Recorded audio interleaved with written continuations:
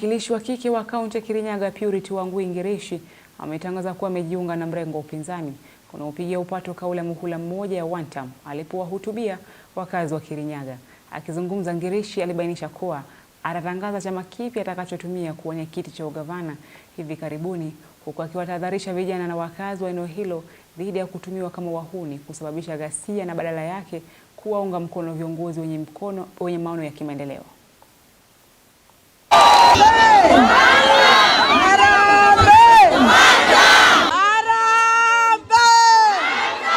Hakuna mtu atauza Kirinyaga, wana Kirinyaga watapiga kura mahali ambako wanataka. Nikisema nitatengeneza barabara, nitatengeneza. Nikisema nitawawekea dawa kwa hospitali, nitaweka. Nikisema nitaweka shule ikuwe na chakula, nitaweka. Watoto wetu vijana na wamama na wale young ladies ambao wanalipwa kwenda kufanya gunism, kushout, kupiga watu, tafadhali mjue kama watu wa Kirinyaga zote tumesema tunataka siasa ambayo itakuwa ni siasa ya amani.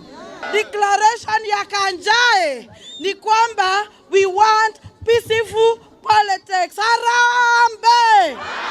Na watu wanalipwa mkuja mshout, hiyo mdomo yako haitapiga kura. Hawa watu ndio watapiga kura. Kwa hivyo wewe kula pesa, kama watu watamutaka watapiga kura, kama hawamtaki hawatampigia negu. Mimi nitawapangia, I'll make sure watoto wetu wale ambao wote wanaenda shule, high schools na wale wanaenda technical institutes, wale ambao wako university, tunawalipia bursary ndio watoto wetu wote wa Kirinyaga wawe na equal opportunity ya kusoma masomo. Sawa sawa? Utanipea kura ya ugavana wa Kirinyaga?